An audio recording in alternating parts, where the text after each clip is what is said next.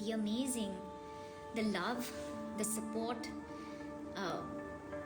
It's been an incredible journey. I wouldn't have. अब भी तो तुमने बोला I was seeing other people but I would go back to him. तुमको अब याद नहीं आ रहा है? तुमको अब याद नहीं आ रहा है? बॉलीवुड इंडस्ट्री में अगर किसी के घर में कलेश कराना हो तो भाई चले जाओ सीधा का सीधा कॉफी विद करण के शो में। जी हाँ, और ऐसी ही गलती कर डाली है रणवीर और दीपिका ने।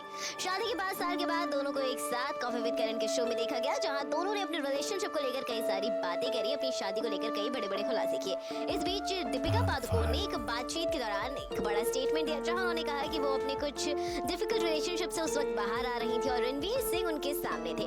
रणवीर ने उन्हें डेट करने के लिए बात कही, दीपिका ने उन्हें डेट करने के लिए हाँ भी कह दी। लेकिन एक ऐसा वक्त आया जब दीपिका पादुकोण को यानी कि साल 2015 में रणवीर सिंह ने उन्हें प्रपोज किया और सीक्रेटली मालदीव्स में उनसे सगाई कर ली। लेकिन तब तक दीपिका ने कहा कि मैं जब तक रणवीर सिंह ने मुझे प्रपोज नहीं किया था तब तक मैं बाकी लोगों को भी डेट कर रही थी। हालांकि रणवीर के प्रपोजल के बाद मैं रणवीर पर ही स्टिक हो गई और मुझे लगा कि रणवीर मेरे लिए एक बेस्ट चॉइस है, मेरे लिए एक बेस्ट पर्सन है।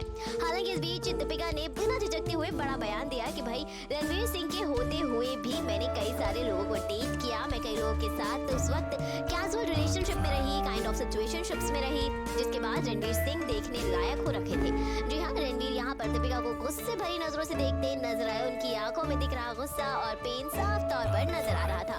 हालांकि इसके बाद दीपिका पादुकोण से वो काफी बदतमीजी से बात करते हुए भी नजर आए और दीपिका से काफी अलग बैठते हुए दिखाई दिए।